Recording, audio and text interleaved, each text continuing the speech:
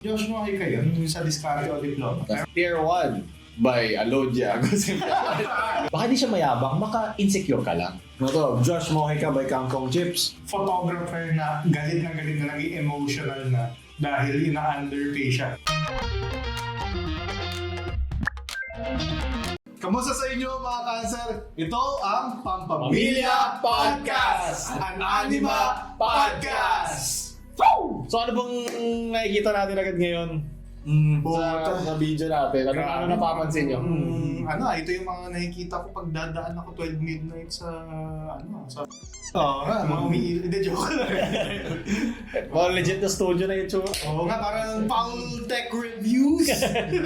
Mga pampamilya tech reviews. ang lightings Bakit bagay din pala lightings? Ito pa ang improvement. So this is growth. Magkasabi na naman, di ko kayo marinig sa mic. Ina mo. Leche. man! Okay lang. Constructive. Dahan-dahan naman, slowly. Kada podcast may nagsasabi ka, kada podcast na may bago eh. May bago. Ba't ano ba bago mo yun? Hindi mo nakikita. Okay, parang wala naman. Parang wala naman. Parang normal lang. Lagi na siya may bago. Kaya nga, sakit. Pero ayun man, next time baka makita nyo may halaman na, yung legal na halaman. Gano'n. O, isa pang mic. May isa pang mic, di ba? Alam kasi mag-setup ng mic eh. Nakakaitigisa na kaming mic. Pasensya na po ha. Kami din nagsa-setup eh. Sorry po. Kailangan namin ng budget para nag-ayos mo. So, speaking of budget, may budget ba kayo ng million? Ay, ano bang pakiramdam nun? Ano bang pakiramdam? Hindi-imagine ko nga maging milyonaryo. Parang meron pa ako nakahawak ng Ng million sa buhay mo. Wala namang 1 million bill eh. Milyong utang. 1 million. Yung Pilipinas yun eh. Billion naman pala. Billion na. Ay, nako. Well, at least ngayon, meron tayo. Well, sa mga nasa podcast ngayon dyan, meron kaming Kangkong Chips. Pero kanino kaya ito po? Ano ba to? Importanteng ata. Respect. Oo. Ni paring Jay. Paring Josh. Mojica. Mojica. Baka naman, Josh. Baka napahingin ng mga million na. Kaya nga. Napahingin ng pang studio lang. Kahit sa mismong studio natin, makapunta siya. Mag-invite natin, no? Baka naman, Josh. Tapos TF niya, 40 million. Isang bagsakan. Isang net worth. Iyak. Ayun, pag 40 million, para mapapaaral mo na yung apo mo na hanggang sa susunod. 40 ba? 40. Ito ASMR. Sa mga hindi nanonood sa YouTube namin. Sa mga nagpapagod na YouTube kami. Ayan. So ngayon, gumawa kami ng skit sa main channel nito. So gusto nyo, dito namin ilalabas talaga yung full review namin. Pero syempre, yung sa main channel natin, sa Paulo, meron kami naisip habang high kami sa MSG yung Kangkong Chips. Grabe. Saka breading. Grabe yung powders. Ginawa namin. So puntahan nyo na lang pagkatapos nito. Enjoy the food review. Ano ba yung doon? Yung Kay Josh. ano masabi natin? Marami kasing nakikita ko na, alam mo naman, nasa mapanghusgang lipunan tayo ng social media. So, may mga may mga nagbabash pa rin na parang nabibigay siya ng mga insights paano yumaman, mga ganun-ganun. Anong mga kailangan gawin, di ba, para ma-achieve yung ganitong goal financially. Tapos may mga asar na parang Kangkong Chips equals yaman, mga ganun-ganun. Personally ako, nakikita ko naman yung appeal na meron naman sense yung mga sinasabi rin niya talaga in terms of business and yung masyadong distracted kasi mga tao ngayon, di ba? Social media. Hindi, iniisip ko lang naman kasi, tama naman yung mga ibang sinasabi niya kung napapanood yung mga sa mga interview niya. Pero huwag yun na sigurong gawing 1-to-1. As is. Kumbaga, sige, hanap ka ng tips sa kanya kung ano ba ginawa niya nung umpisa, na parang nasabi daw niya, kung di ako nagkakamali, sabi niya sa isang interview, hindi siya sumasama sa mga party-party. Tama? Kasi talagang pagbata ka daw, enjoyin mo. Pero sa kanya daw kasi, dating niya, pagbata ka, doon ka maraming energy. So, start mo work hard. Oo, applicable sa kanya doon. Pero siguro naman, bata ka nga. So, ano bang ginagawa ng mga bata? Di ba? Siyempre, nag-e-enjoy. Hayaan mo maglaro ng bata sa... So, ibig ba sabihin nun, pag maglaro sa kangkong? Maglaro sa kangkongan. Kaya nga, ibig ba sabihin nun yung mga naglaro na, yung mga bata sila? Wala na silang kwenta? Or parang hindi mo sa walang kwenta? I mean, hindi na... Hindi mo ba na-fulfill? Oo, parang hindi ka na well-functioning adult. Hindi naman ganun. Well-functioning child. I think it comes from the background. Siguro, yung sa background talagang alam mo yun, nasa laylayan ka talagang. Talagang gusto mong mag-grind, parang gusto makikita. Masarap yung story eh. Masarap yung story. Alam mo saan ba ako galing? Di ba? May pang Netflix ka na na story. Tsaka itong kay Josh, inspired siya sa lolo niya. Di ba? Lolo niya, na may business din? Hindi, I mean, isa sa mga reasons kung bakit na-start yung business, yung nag-pass away niya na lolo. Parang may natikman silang something na yung kangkong chips. Tagal na nun kung gano'n, kung lolo pa niya. Malaking inspiration and heart yun sa... Yeah.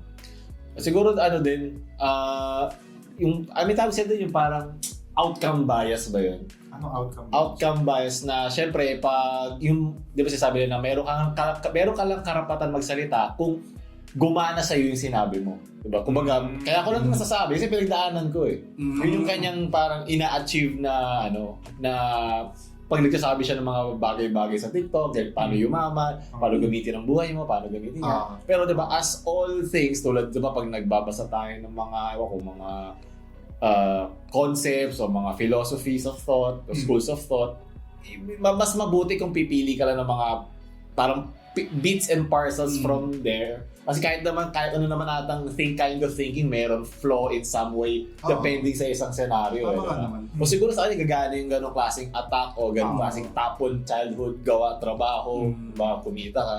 So, Jeppe, baka may mas younger audience na mas naka-younger pa. May younger audience na makarinig na, tama, ganito lang dapat. Kasi kita ko, nagkamilyon siya ng 90 years old. Ito siguro yung tamang formula. Pwede ba, tulad ng hindi naman lagi gano'n. Yun yan. Yung sabi nga ni Art na hindi naman lahat ng buhay is 1:1. Maka-apply yung ganong scenario. Parang, kunwari, ayun, may mga, baka ma-cancel tayo dito. May mga certain things si Andrew Tate na... May laway ka din. Andrew na nag-agree ako. Pero meron siya mga ibang takes. Ayun nga pala, din. Andrew takes. Meron nga siyang well, ewan ko kung totoo may nagsabi sa mga comments na parang English version, parang Tagalog version mga sinasabi ni Andrew Tate. Kasi alam naman natin na very polarizing figure si Andrew Tate, diba? Sa internet. Para siya lagi may kaaway. Parang, ba't kakakain ng candy? Ano ka ba? Baby ka ba? Parang lahat, parang everyday is an enemy. Parang gano'n, parang gusto mong talaga. Parang chill, dude. Diba? Anakay mo na lahat eh. Parang ganyan bang, kailangan ba masculinity, lagi kang gusto mamuntok na... Yeah, pero nagigets naman natin na merong angulo yung ganong klaseng ginagawa niya. It fits din sa isang marketing standpoint. Diba? Mas masarap makinig sa isang taong parang alam niya yung sinasabi niya. Pero diba, kaysa sa isang taong parang nakatenga lang, tas parang kalma lang, meron din naman siyang effect. Parang kasi, parang sa dating nila Andrew Tate, parang confidence is the king. Parang, sige, pagka straight lang yung sinasabi ko, kapag parang matikas yung tono ng boses ko, tapos parang yung, alam mo, parang nanlalait hindi nanlalait lagi yung pangbaray. Dadala siya. Parang siyempre, ba't di ko ginawa ito nung bata ko? Ba't di ko ginawa ito ng mga sinasabi niya? Gawin ko na nga. Ganun eh, paano ko na lang, oo nga no. Pero siyempre, isipin mo rin naman, hindi naman para, yun nga, katulad ng sinabi ko kanina, hindi para sa lahat yun. Isipin mo lang, babagay ba sa ganitong scenario sinabi ni Andrew Tate? Isipin ko muna, parang hindi ata eh. So, sa Andrew Tate ng ating modern na Aristotle and Socrates. Nakumpara siya dun na. Grabe. Nakumpara siya dun? Hindi. Nakumpara natin yung yun. Siyempre, kung nag-iuso na sa mga pinag-uusapan, di ba? Parang lagi, ganito kasi mag-isip yan, ganito mag-isip. Para ka naman ganito, para kang ganitong wannabe. Ayan. Kung ayaw nyo kay Andrew Tate na sobrang maskulat. Punching si Jordan Peterson, pwede namang ganun. Yung mahinaon. Misogynist nga daw yun. Pero sinasabi naman yung mahinaon. Yung parang calming voice na grabe na parang pwede talaga lagi may magsasabi ng sa'yo na ganito ka. Ili-label. Mahilig sa'yo sa panahon ng labels. Ang dami. Alam ko sa relasyon kailangan mo ng labels. Pero sa panahon ngayon parang lagi may term for something. Makikita mo yan sa mga TikToks na red flag to, green flag yan, brown flag to. Ang dami ng mga ganong terms. Lahat na may flag. Na dati parang wala lang. Di ba narinig mo na lahat, di ba? Na nabato sa'yo. Sa kang NPA, biglang isa kang ganito, isa kang misogynist, misandrist. Parang sa lente na iba't ibang tao, yung sinasabi mo, iba agad yung dating sa kanila.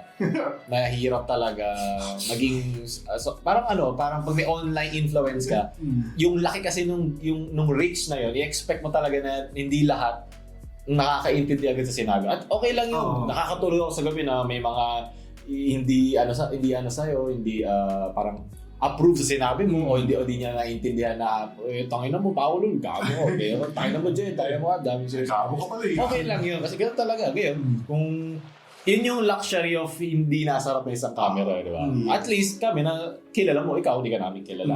Di ba? Kung gusto mo, yung point mo to come across, ikaw gumawa ka ng sarili mo online influence ngayon, di ba? Nakikita mo ngayon na, oo nga, I think nagigets ko na sa nagagaling to para. Ignorance is bliss. Parang kaya naman eh. So, anyone naman can be may influencer. Basta din lang gumawa ng platform na yun dahil sa internet, diba? Dapat meron kang pag influencer ka, meron kang anti-silos pero sa mga bash. Anti-bash. Silos aura. Or pwede mo rin namang gamitin yung bash na yun as fuel to push through advocate. Nasaan Nakulik ko na naman. yung sigar mo? Oo nga. Dapat nakakubad ka rin. Lol. Sa Pilipinas tayo, ito ang Sorry magkabad. Pag maganda na yung katawan ko. Dapat yung meron yung music, yung pang-workout, 10. Nung kinain ko to, nung gabi yun, nagputot ako eh. Nagputot ako sa Sartre eh. Kakainin mo yan, tapos bibigay ka ng motivation. Sige, natin. I-ASMR tayo. Sa kain tayo dun sa... Kain guys, kain. Kain. Salamat sa mga lagi nag-donate dyan. Kain tayo dun sa mismong mic para... Ito yung sour cream, yung favorite. Sige, Hindi, ito yung sour. Ay, hindi sour vinegar. Ito yung masarap. Yan yung sour. Okay. Dito tayo. Dito na, Mark. Sabay ba tayo na? Sabay. Go. Mga yawa niya ito. Ang mungaya. Teka lang, isa pa. Nabitin ako. Makapal din yung butter niya. Nahay ako ng MSG sa record natin. Ano to? Josh Mojica by Kangkong Chips. Marami. Yung dito, tawag dito. Kasi yung dun sa video na may, binigyan namin yung flavor. Pero bigay natin dito yung overall quality nung mismong Kangkong Chips. Hindi na ako magja-jack in. Joke lang. Mawin mo yan. Joke lang. Ako muna. Kasi may talaga ako sa mga fried eh.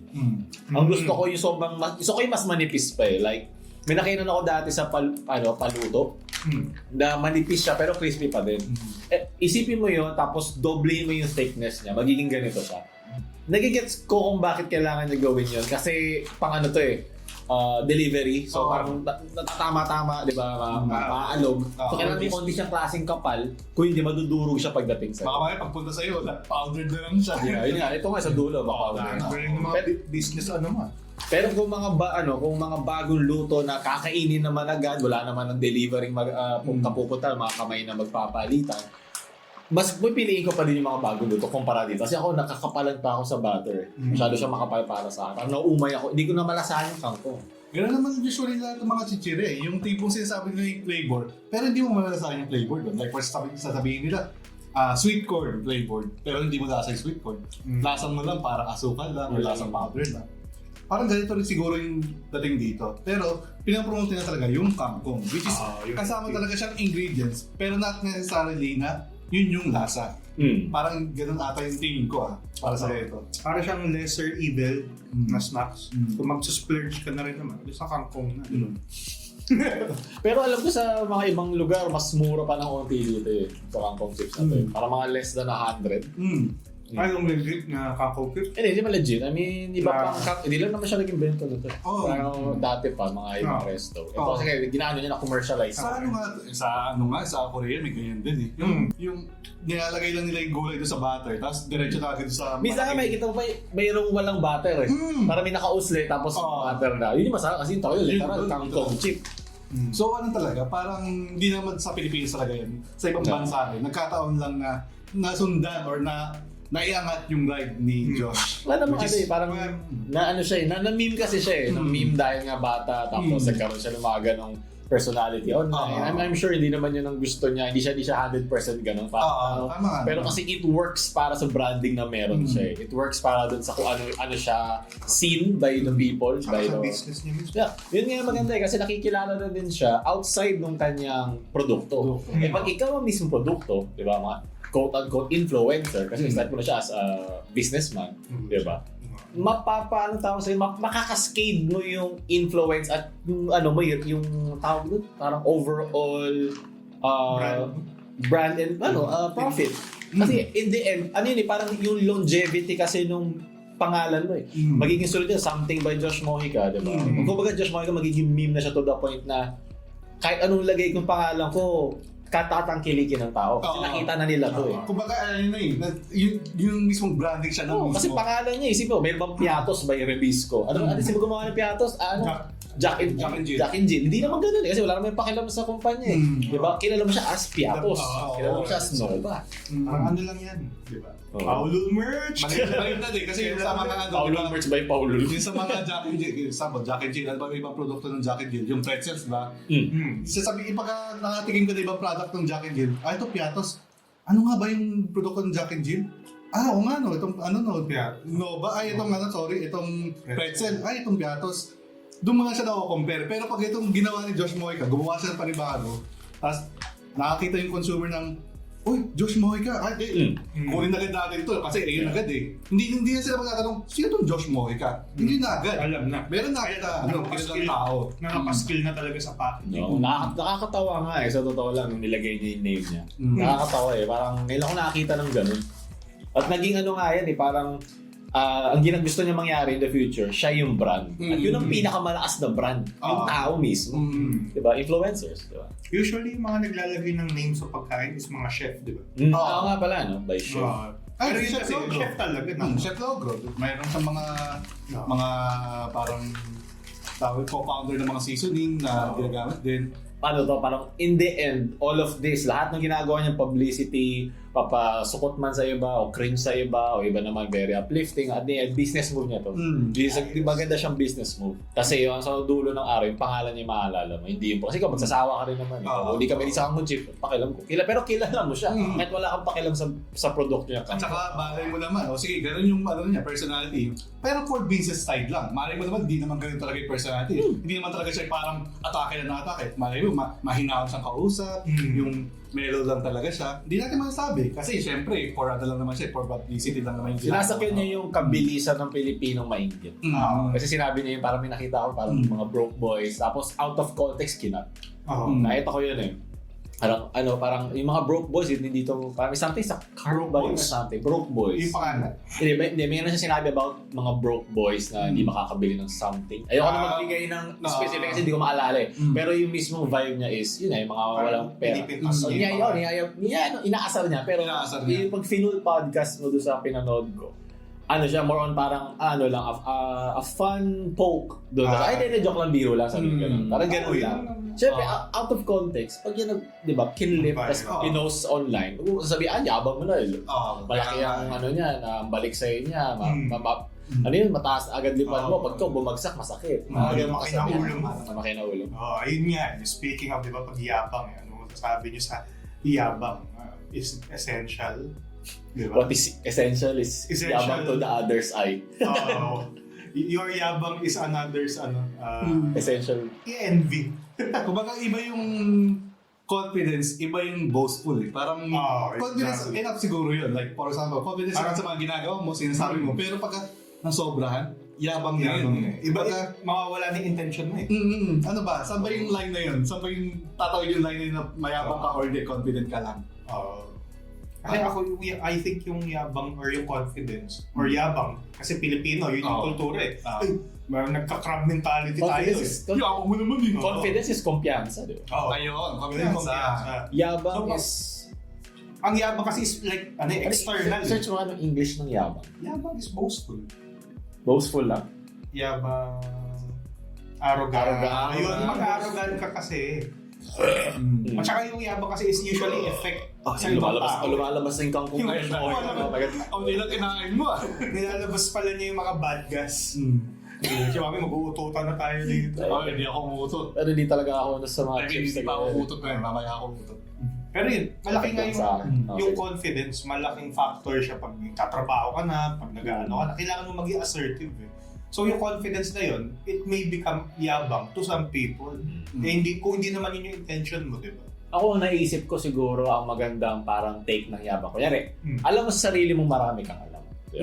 Siguro ang example lang to, scenario. Kunyari, isipin mo, alam mo sa sarili mo marami kang alam sa isang bagay. Ang confidence doon ay parang sasabi ka ng tungkol sa topic ng isang tao, hindi ka nagsa-stutter, alam mo yung sinasabi mo, dire-diretso ka, at alam mo, pag may isang tao nagbo-bullshit sa'yo sa topic na alam mo, kino-correct mo agad. That's confidence. Mayabang na, pag pinamumukha mo sa kanya na bobo ka, ba't di mo alam to? Yun yung energy. Yun yung masakit. Hindi ba alam na dapat ang kangkong cheese ganito fina-fry at tingo 210 degrees? Pero confident kasi, ito tikman mo, di ba? Anong lasa? Masarap ba? Di ba? Malaki na agad yung epekto ng communication nung ganong klaseng bagay.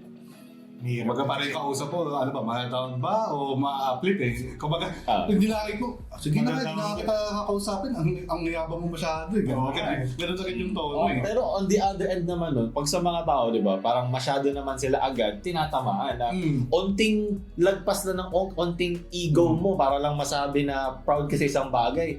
Doon naman ito, yabang naman. Common yan pag makita mo yung mga tao nagpa-post online sa Instagram yung mga pinupuntahan nila. Tapos makikita yung mga tao parang inggit na nakapunta o ganito yung, bakit kailangan pa i-post yan? Bakit kailangan pa i-post yung diploma mo? Bakit kailangan pa i-post yung pinapakapunta kang Rome? Hindi ka nga dito nangangamusta. Mga ganun. Tapos parang pag tumingin ka sa salamin na makikita mo yung mga pagkukulang mo. Kaya pala ako ganito. Kaya pala ganito. Ay, nako. Maraming ganun tao. Yun ay yung ano naman, on the other end naman nung sayabang na, baka di siya mayabang, baka insecure ka lang. Yun, no? Yun yung pinagkaya. Insecure. Hindi ka magpapa-apekto pag hindi ka insecure. Yeah. Kaya na kahit iwagay-iway pa ng isang milyonaryo yung milyon niya sa akin eh. O di ba ano lang ako, konting inggit lang. Pero hindi ako Isang luha lang. Pero hindi ka galit sa kanya. Hindi ako galit, hindi ako niyayabang. Sana imagine ko na yung buhay ko na may milyon. Mindset. Unang dapat imagination bago maging milyonaryo. Meron ka ng salamin. Kakog. Pucha yung bukaka talaga, no? Tapos topless, tapos may shades pa. Ganyan dapat ang lalaki. Diba, kita mo ba? Ito na ngayon na example nun eh. Nung sinasabi ni Jed yun, naaangasan ako sa kanya. Pero sinabi mo na ganito dapat yung mga lalaki. Yabang na siya. Parang okay, cool ka na eh. Pero di ba, pag kailangan pa sabihing matalino ka, pag kailangan pa sabihing cool ka, parang diba? the joke to death. Okay, parang ano na eh. Mag-enjoy ka masyado. Parang sa eskwelahan lang na sinabi nung kasi mo, yan score mo sa ano? Baba eh. Tapos sinabi niya, baba ko rin eh. 98 out of 100 eh. Tapos sasabihin, ba't ikaw hindi mo nakuha yung 98? Di ba masyado madali lang naman exam? Ikaw, ay naka 70 ka lang. Baka siguro yung mga ganun naman, hindi naman sila self-aware. Kasi mababa talaga sa kanila. Happy lang. Diba?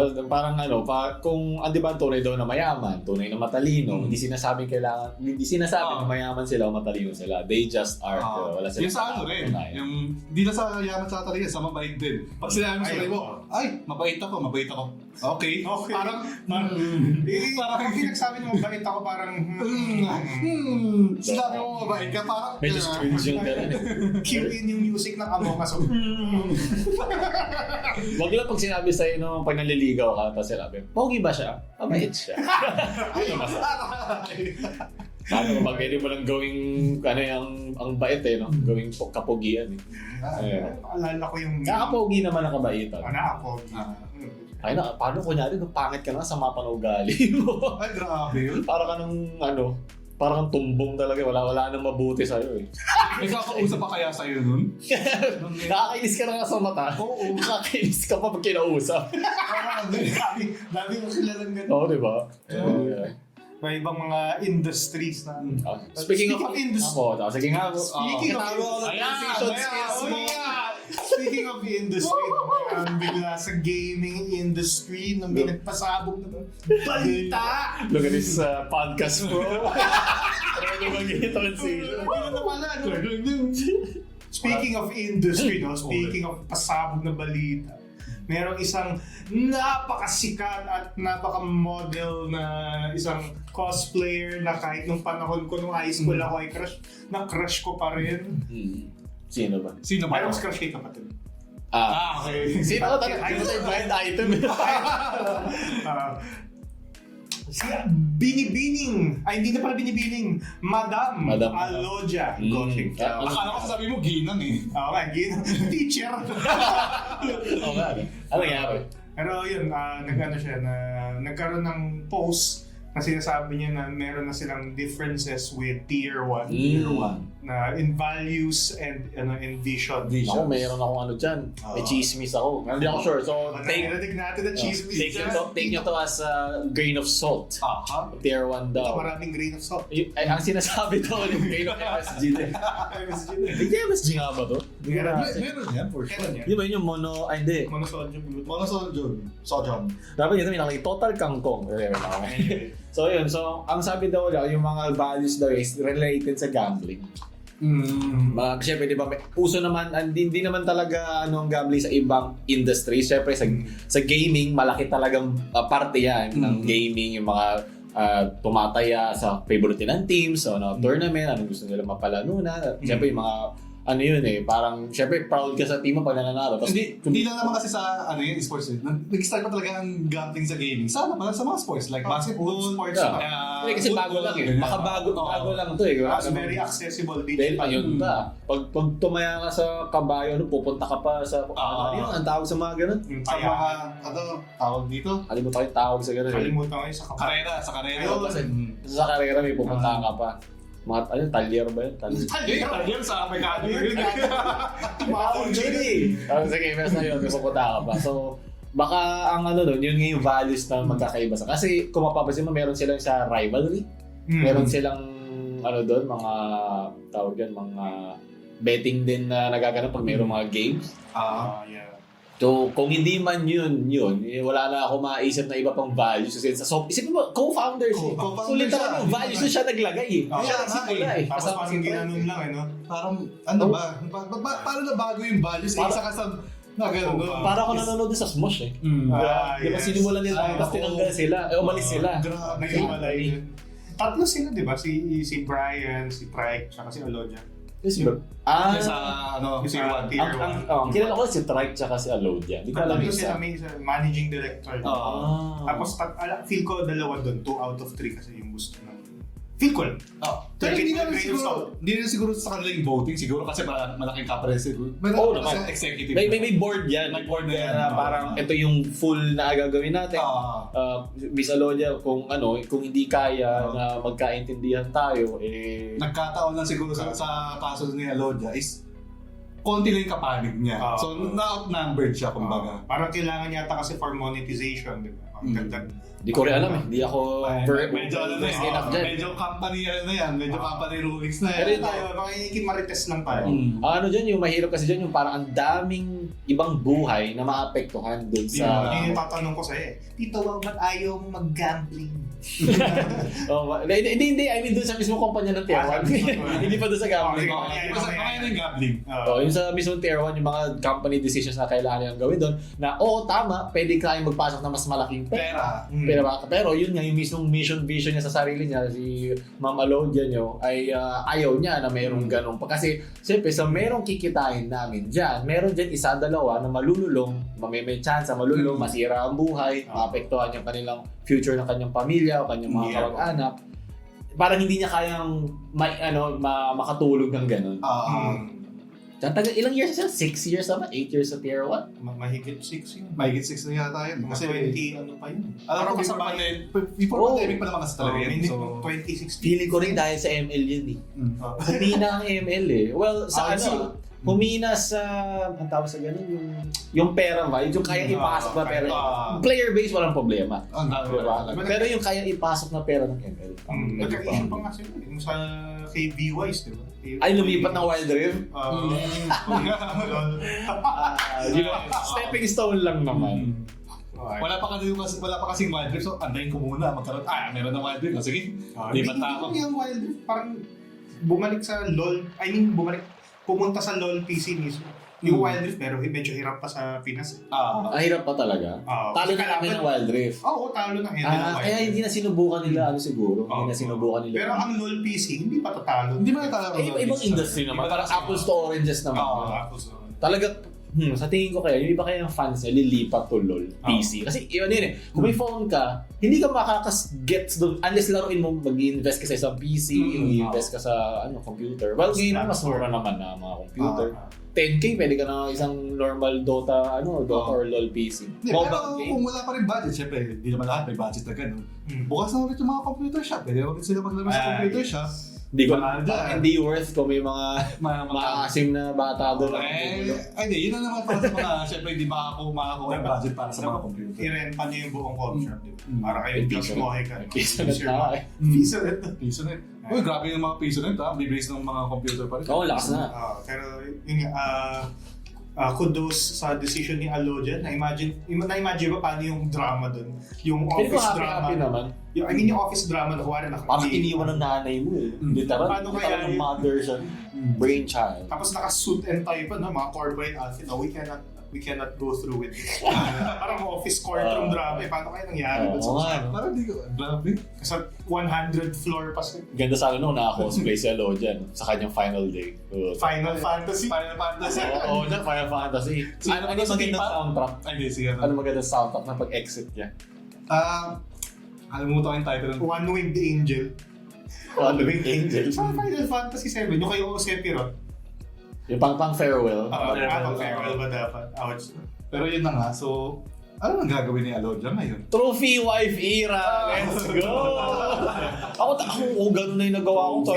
Gusto ko lang maging trophy wife. Chill na lang ako.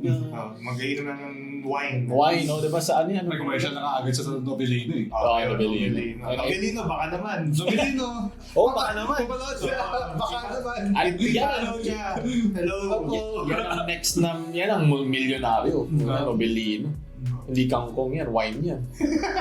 At i-prepare mo yung kangkong sa wine, Pwede. Why not? Sarap yun. Pulutan, no? Cool. Yan ang tunay na mayaman, yan ang pulutan mo. Kangkong chips, saka wine, Novelino. Kung maanda yung crunch pa. Kasi yung wine, yung meron pa may silver plate. Sir, kangkong chips by Josh Maka. And Novelino by Christopher Kimball. Di ba?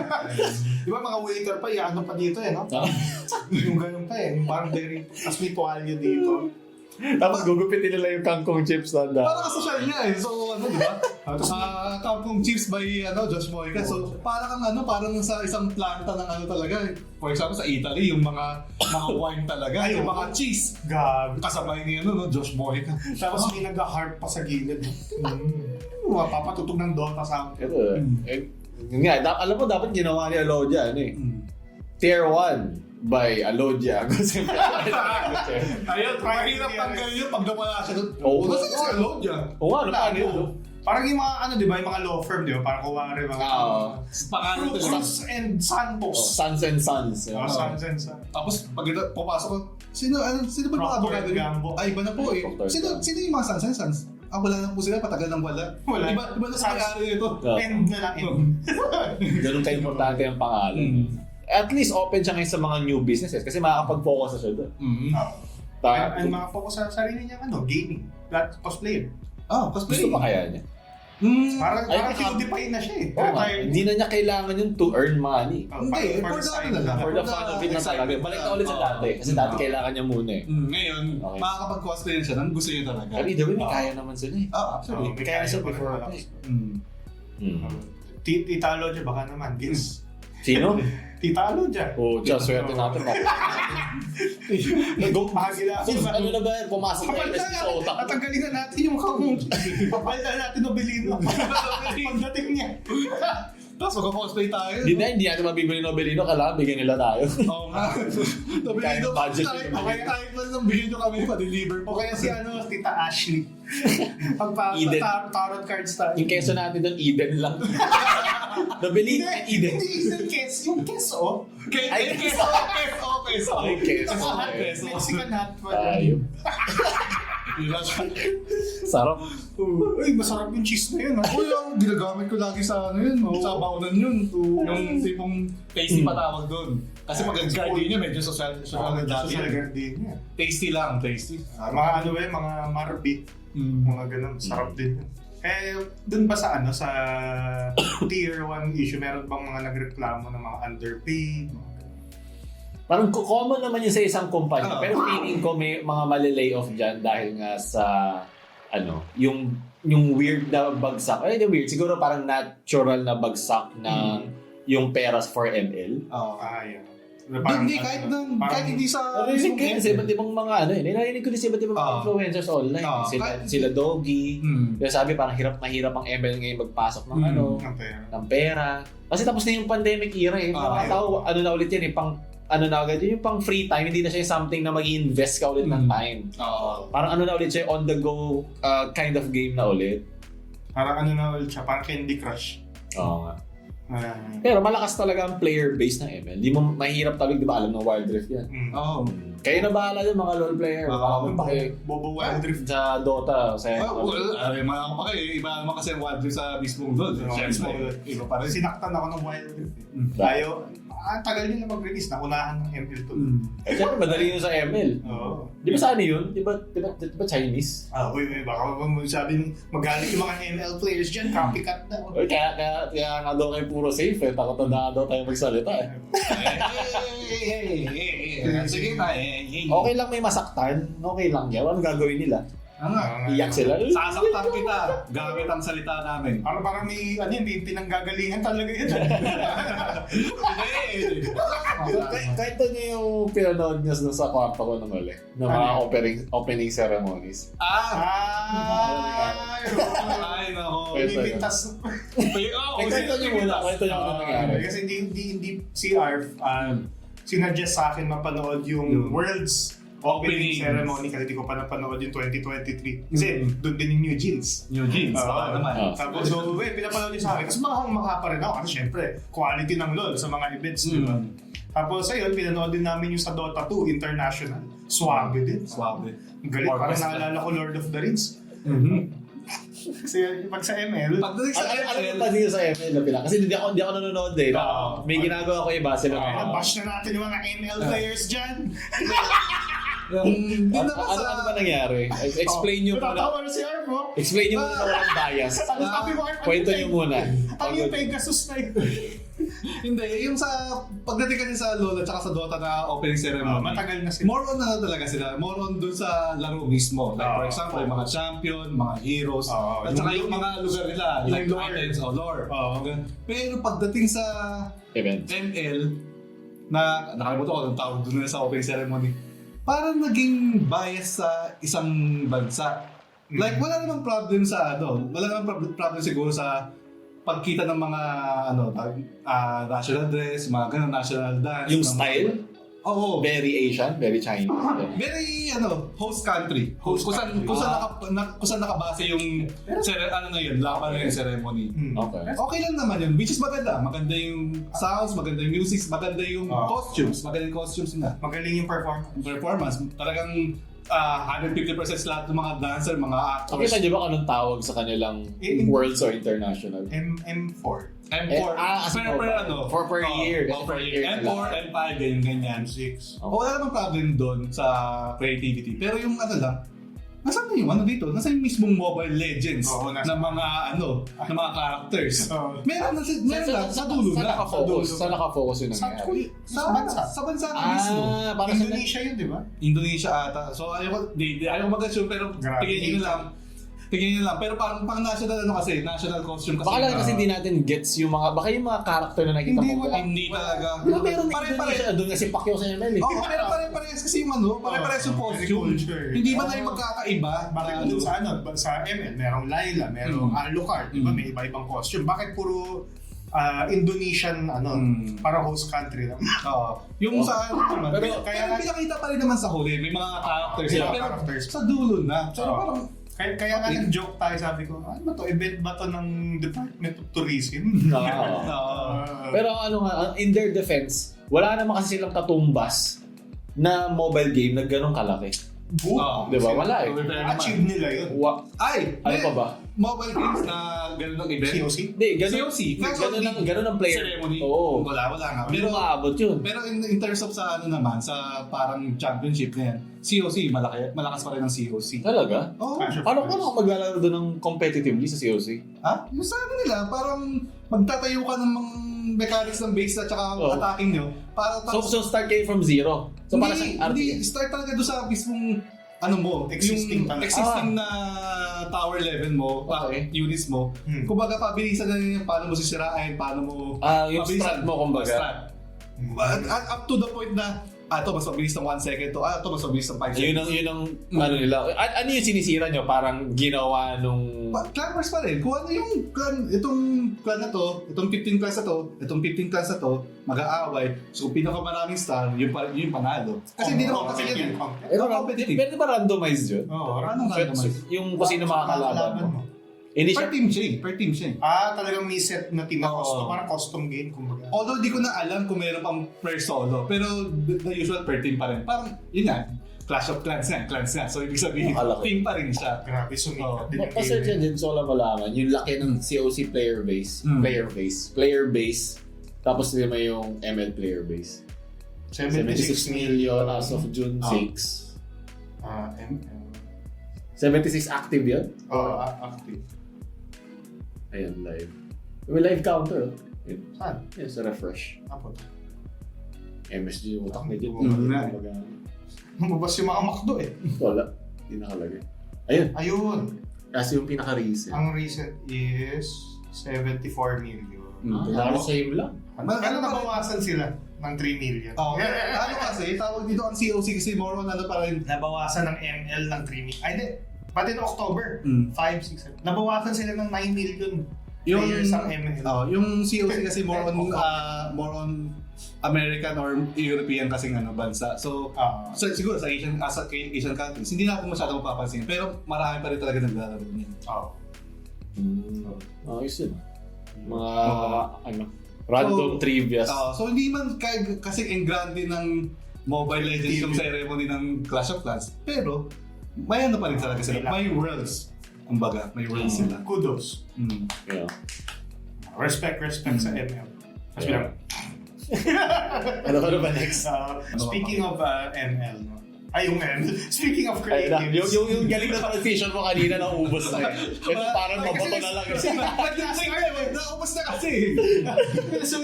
Ganda sana ng transition mo kanina kaya na. Speaking of creatives, may biglang sumulpok na issue ngayon tungkol sa... Sumulpok. Sumalpok na... Di ba? Oo. Napunta sa mga device na nakita. Sampalok. Na merong isang photographer na galit na naging emotional na dahil ina-underpay siya. So sa creative industry as a whole, Steve Barreto? Sino yung nakausap niya dito? Marami siya nakausap. Pero alam ko isa si Tito Eri. Si Eri. Si Eri nag-reply. Steven Barreto na nag-out, hindi nag-out naglantad siya sa social media na pagod. Naglantad din yung term mo eh. Ano ba? Ba't kaya yung mga Hindi iwasan nga natin yung wording eh. Ano ba? Naglabas siya ng sama ng loob. Yun. Na bakit ganito lang lagi ang mga creatives industry. Lowballing ng presyo, hindi binabayad ng on time, hindi na tama. Yun ba yung parang 8K? Oo, 8K. Tapos parang ang dami daw niyang dami niyang pinicture ng mga artista, tapos 8K lang daw yung bayad sa kanila. Na hindi pa daw ina para bayaran yung kanyang mga assistants. Tsaka hindi pa daw sila kumakain ng lunch or breakfast, di pa sila nakakain. Tapos, meron daw yung parang na-assume niya, huwag kayong mag-a-assume. Since naka-work na daw niya before, parang alam na comfortable siya sa rate dati, na-assume niya na ganun pa rin yung ibibigay. Kaya dapat lagi niyong kakausapin. Kahit parang nakisirang plaka, mabuting na pag-uusap on the fine print. Alam mo naman yung culture kasi sa atin, parang, nakatrabaho, kilala ko na yan, ay bagay. Kailangan meron ka pa din nung safety mo. Diba? Delikado talaga. Lalo sa creatives. Alam mga artists, diba? Sa AI nga mga paano mga gawa nila, diba? Hindi lang naman siguro sa ano yun eh. Hindi lang naman siguro sa ganyang industry. Basta lahat ng mga papagawa ka or papautos sa'yo, that in writing parate. Kasi pwede naman nilang dahil, hindi naman yung sinabi ko eh. Pero wala naman kontrata, wala naman nakasulat. Yun yung mahirap. Kahit gano'n mo siya kinatras, kahit kapatid mo ba yan, kahit kamag-anak mo, especially kung kamag-anak mo. Kamag-anak. Yung mga sa business nga, pag pinapasa from father to son, may kontratahan.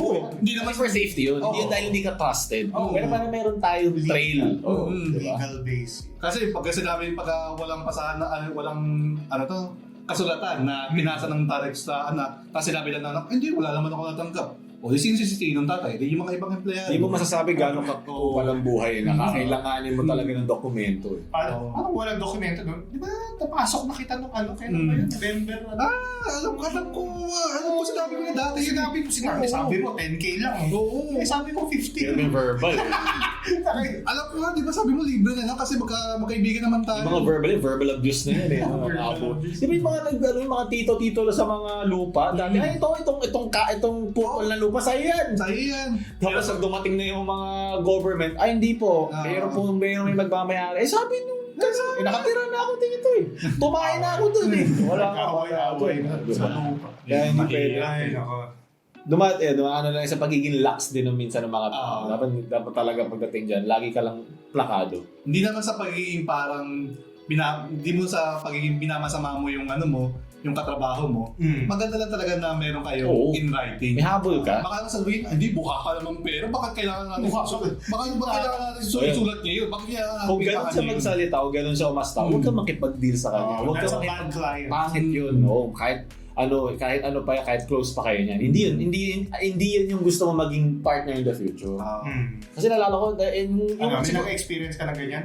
Siguro yung para experience ko nito as close lang na parang abuse yung creative part is nalala ko yung dati ko works, yung HR, minamessage ako diretso, sabi Pao, kaya mo ba gumawa ng ganyan? Kailangan ko ng caption para dito, parang may maganda. Sige po, pero outside na, siya, parang para doon sa kumpanya. May kailangan pa po kasi yung gawin. Sasabihin ko, may kailangan pa po, hindi ko po yung mapaprioritize. Na work yun ng HR. Yung mga HR talaga abuso eh. Kaya inaabuso rin kayo eh. Parang circle of abuse. Pilipinas! Yung HR na kausap ni Pao, makinig ka. Hindi, okay naman. Friends naman kami. Makinig ka pa rin. Pero parang, di ko alam kung nagpapatay mali siya kasi mapapadali nga naman kasi syempre creative kausap mo at mas maganda sa boss ko pero at the end of the day hindi ako sure kung malalaman yun nung higher up namin na parang itong above and beyond na ginawa ko under the table parang tulong na lang wala pinagbigyan ko tapos yung pangalawa hindi na tapos kahit na umalis ako nagsisend pa siya minsan nagtanong siya sana ma-appreciate yung ganyan pag kunwari pwede kitang bayaran on the side kahit ganun lang yun yung mahirap sasabihin madali lang naman yan. Yun yun, di ba sa example pa sa company niya. Meron na yan, di ba, papagawa mo, tapos pinasa ko sa boss mo, hindi, akin lang yan, ako gumawa yan, ako nag-isip niyan. Parang nawalan ka na ng credit. Yun yung usual na nangyari yung kanino yung credit. Siyempre ikaw hindi ka parang gahaman sa credit.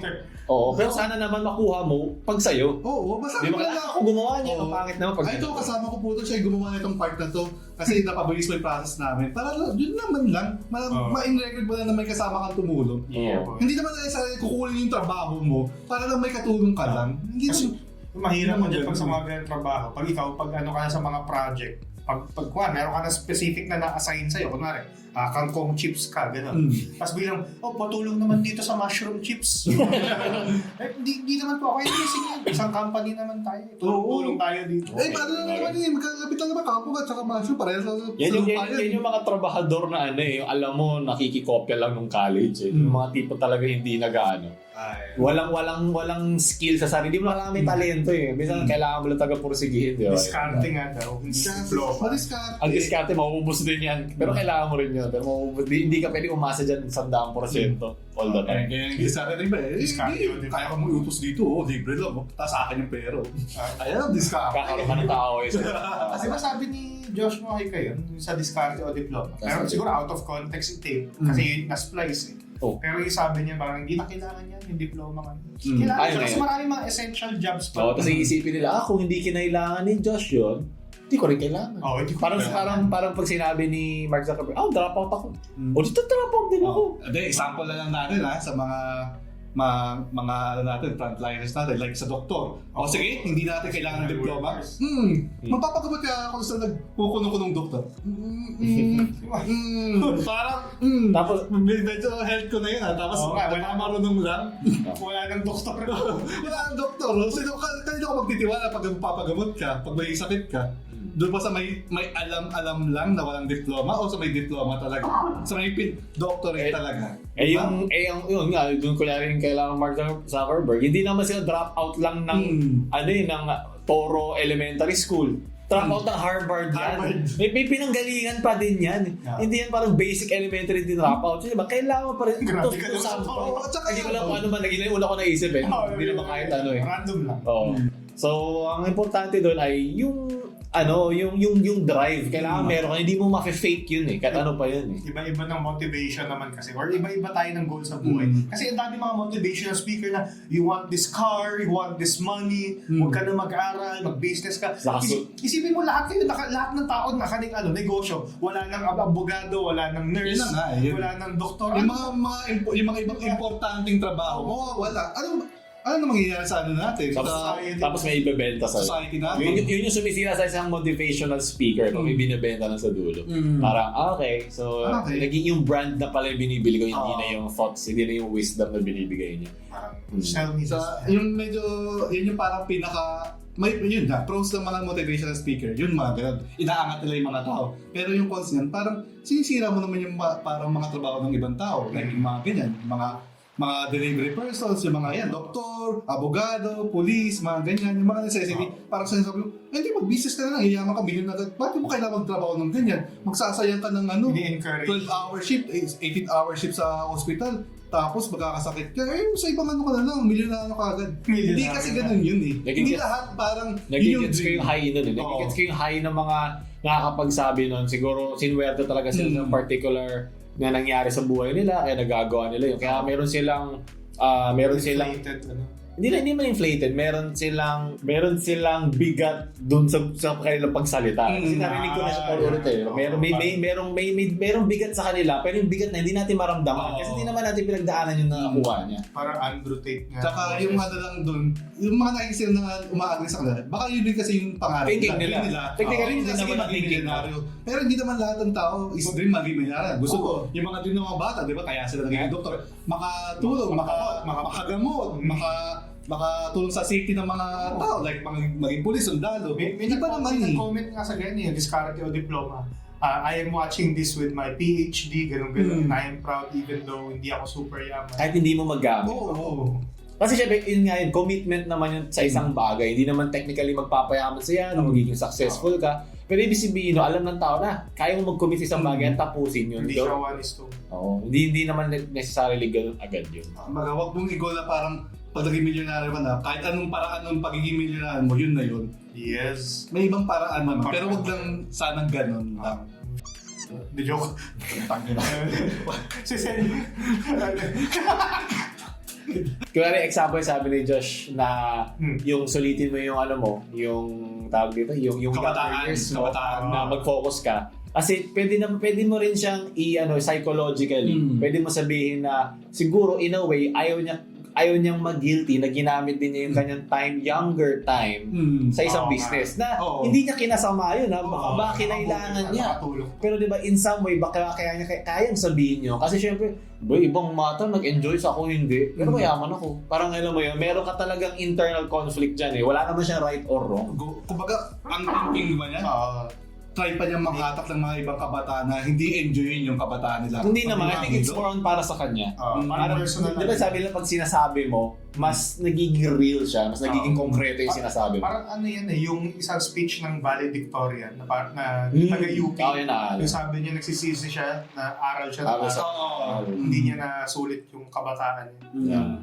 Totoo naman yun. Kumbaga, sige, sabihin natin, there is no right and wrong or wrong naman sa pag-spend ng kabataan mo. Mag-enjoy ka or gumawa ka ng hobby or pursigido ka sa isang... Pursigido ka rin sabihin yun. Ang hirap ng word Pursigido sa isang... Ayoko maging poor. Mag-prank ka. It's a prank. It's a prank lang pala. Maging essential worker. Pwede ka maging essential worker tulad nung dun sa Chowking. Kaya, essential yun. Essential worker, di ba yung hindi lahat pwede maging milyonaryo. Kasi ako naman ang magkakwento. So yun yung nangyari dun, yung may nag-viral na video, maingay na naman. Hindi, malayo. Lumayo ka rin. Kumukuha na naman siya ng chips. Ano ba yun? Okay. Kain ka mo yun. Narinig na rin. Naririnig yan. Ito addiction yan. Hindi yan maging essential sa inyo. Yung MSG. Pero, Hindi nyo paubos na eh. So yun yung maalat-alat na yun. No? Tinigil ko nga kasi sobrang alat. Buti kasi. Ubo na naman siya. So yung sa employee naman, yun yung nag-viral sa Davao na may nag-video dun sa isang Chowking employee, si Ma'am Sheila. Saludo sa'yo na parang nagdo-door to door at kumukuha ng order para babalik siya, commute siya. Parang 15 minutes away yan sabi nung nag-uploader. Tapos babalik siya para ibigay. So parang may concern pa nga yung netizen na yung mismo nag-video na baka pag bumili ako halo-halo, pagdating mo dito, tunaw na. Ay, hindi naman po. Tapos doon na dahan-dahan na unravel. Hindi na Tokyo Ghoul. Yung parang mga sinasabi nila na ano yan? Shit! yung parang na doon na niya nakwento na, ay, pero ko kasi yan, so magko-commute lang. Ginship naman po ako dito. Tapos ganyan. Kasi doon na nagkaroon ng parang social media debate na okay ba yun. Tapos nagsabi rin ng Chowking a day after. Siyempre, PR damage control. Kasi sinabi nila na we are putting things on hold doon sa activity na yun. Yun yung inaalala ko, siyempre may mas maano pa yun. Pero doon ako nag-focus doon sa on hold. Ibig sabihin, activity is hindi naman sa illegal, pero hindi siya parang frowned upon. It is part of the job. Diba? Hindi naman siya parang sobrang sa trabaho ginagawa niya. So, it is put on hold. So, siguro, tinitingnan nila kung meron bang tamang parameters ng parang rewards na pag nakabenta siya, may cut ba siya dito? Or baka, sana hindi lang yung manager yung kakat doon, di ba? Kung ano man yung Pati jail, di ba? Ang mga crew na gano'n, pag na-meet yung quota per branch, meron sila. May nakita ko na minsan daw, sila pa yung ang tawag sa gano'n? Volunteer. I volunteer for extra hours. Kasi mabibigyan ka ng parang pabango. Alam si Sheila, masipag yan eh. Gusto maging manager. Tsaka hindi lang kasi, pwede. Kasi kung iniisip kasi ng ibang tao dyan na parang over the bounds na nung parang work nila. Like, yung parang saklaw ng trabaho nila as clerk. For example, sa mga syudad na katulad ng dito sa Metro Manila, pag sa mga building, like sa mga 8 to 5 working hours na mga laborers natin dyan, pag nag-order sila, di ba? Yung mga crew yung pumupunta. Hindi naman mga delivery person, mga crew na galing sa mga nasobang mga establishments, di ba? Example, sa Ortigas, sa Makati, ganyan. Ganyan yung setup nila. So, saklaw pa rin ng work nila yun. Part pa rin. Sabi nga, hindi nakikita ko sa mga comments sa video na kailangan daw, parang part pa rin yun ng kanilang kontrata. Hindi naman siya parang breach na parang abuse ng contract nila. Pero yun nga, kailangan mo siguro doon yung safety. Safety lang. Kailangan aralin paano magiging breaching. Kasi kung ang saklaw nga ng service mo as a service crew is within the branch or magbigay ng flyer, market, parang masyado ng reaching out pag pamasahe mo, igagastos pa, tapos kakatok. Example ng diba? Example ng masyado nang nagpas Example ng araw pa rin. Nakapakayong pa kasi sa video eh. Example lang doon ng extension ng work ng isang hindi ng fast food, mga establishment na ganyan. Example sa Jollibee, like ako, nagko-compute ako ng provincial, Panorte. Pag pumunta ng Dao, yung kasi usually yung midpoint ng mga bus, meron mga ibang mga bus dyan na parang hindi naman sila nakakontrata, na meron silang coupon? Hindi coupon, mismong menu talaga ng Jollibee. Tapos papakita sa mga pasahero, sir, gusto niyo mag-order? Stop over kasi tayo sa Dao. Ito po, gusto niyo order. Tapos pag may na-order yung mga tao, ikaw communicate nung pahinante, yung pahinante nung bus. Tapos, ito po, may order kami dito. Dati kami ng ganitong oras. So pagpunta doon, maghihintay yung mga crew doon sa may bus terminal ng Jollibee. Tapos ibibigay yung mga pagkain. Tapos doon lang mismo magbabayad yung mga tao. Although may kamahalan, pero at least yung convenience kasi ng mga pasahero nandun na. Hindi sila bababa. Ganun lang yung ginawa ng Chowking. Yung parang meron sana silang parang car. Ayun ang siguro yung problema. Yung dun kasi sa example mo sa bus, may demand na kasi may mga pasahero mga Pero gutom. feeling ko yung manager, yung store lang gustong i-up yung sales kasi baka bagsak yung sales. Mga individual, lang yun. Ang mangyari doon, parang maapektuhan naman kasi yung buong branch. So, kailangan talaga pataasin yung sales. Gusto nila ayaw malugi yung branch. Baka materon sila, baka umalis yung Kasi pag nawala yung branch na yun, wala na yung mga trabahador. Kung nagsara na yung Chowking na yun, closing time, nabilang nagkada siya. Guys, kailangan ko tulong, sabi ng manager. Hindi tayo nag-aano ng quota. Baka mawalan sila ng trabaho or baka pag-iwahiwalay sila. Siyempre, close na yan eh. Harsh reality sa Pilipinas, packing ship. Nakakalungkot eh. Tapos di mo nung baka contractor lang yan. Contractor na. Sure ka? Sure yun pag gano'n? Hindi. Hirap naman pag contractor agad. Yung pagkamana? Pag mga service crew. Hindi natin masasabi. Hindi natin na pwede lahat. Pero siyempre may mga gano'n naman na contractual. Isipin mo kaya yung mag-contractor ka tapos gano'n yung work mo, no? Kailangan mong... Ako, ang dami ko naging above and beyond yun. Ang dami ko. Ako, sa mga previous work ko, puro contractual yung mga previous work ko. Ang hirap talaga. Kung ano ang trabaho ng isang regular employee, HR alam. 150% pa ang ginagawa ng contractual. Kasi alam nila at the end of the day, hindi. Gusto nila maging regular eh. Gusto maging regular. Kaso, mas porsigido to. Mga regular, hindi, regular na tayo. Baka pa tayo Mag-effort. Hindi mo matatanggal. Unless makapatay ako dito, hindi ako matatanggal. Nag-ML ako kasi babagsak na yung yung prize pool. For example, pagdating ng Bermas, darating na yung mga seasonal employees na yan. Na for sure, contractual lang kasi December. So maraming tao sa mga mall. Parang dapat yung maraming ganyan, dapat yung sa work, yung above and beyond mo sa work, dapat yun lang yung pagtiis mo sa mga kupal na katrabaho mo eh. Yun na dapat yung above and beyond mo. Anything above that, dapat hindi na ikaw yung mag-isip. At least siguro higher rank. Ikaw yung mga manager. Alam ko pag mga ganyan, kunwari mga branch, meron yung petty cash fund. Yeah. Pag emergencies. Kunwari, ikaw yung may-ari ng Chowking. Hindi PT cash may awa sa'yo. Petty. Yeah. As in petty, pwede siya magastos for miscellaneous sa mga negosyo. So, kunwari ikaw may-ari ng Chowking, tapos si RC manager mo, bibigay mo sa kanya yung petty cash. So, ito pag nasira yung ice cream machine. So, pwedeng magamit sana yung petty cash for dun sa mga pamasahe ng mga Hindi, ganun naman talaga usually sa mga ganyan. Pero sa mga yun kasi sabi niya, sa sarili niyong pamasahe. Hindi. Siguro, ewan natin sa side ni ate, pero kung sa side niya talaga siya talaga naglalabas sa bulsa ng pera niya pamasahe, mahirap yun. Pero ang dapat gawin doon, yung iipunin yung mga resibo. I'm sure dapat gano'n talaga. Reimburse palagi. Hindi dapat na thank you na lang. Pero sige, okay na, i-ano na lang natin parang benefit of the doubt na sumusunod sila lahat sa bagay. Pero hindi ba yung mismong act of commuting, di ba? Naglalakad ka pala yung... Mahirap. Yung init parang, kasi inisip ko huwag gabi kasi hindi safe. Pero umaga naman, baka yung safety naman, pero nakapayong siya. Pero diba, sana hindi siya parang everyday thing. Kasi doon magte-take ng toll yan eh. Hindi mo agad-agad eh. Marami kasi ganyan line of work. Pero may naman akong ganyan work. Lumalabas rin talaga ako sa office eh. Saka in comparison doon sa ginawa pa ni...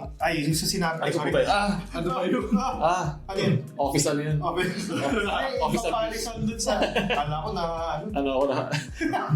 Na-aksidente ako during the job. Essentially, during work na. During work hours. Yan yung sabi mo. Susubukan ka sa HR. Ano yan abuse yan. Bimiletar ka na. Door na ako. Hanap bagong trabaho. Hindi, di ba, yung in comparison nga dun sa sinabi mo, kahit kasi yun, yung doon sa Jollibee sa Dao, yung sa bus, may demand na may mga gutom na tao may partnership na siguro sila sa bus company, may mga kontrata na yung mga higher ups.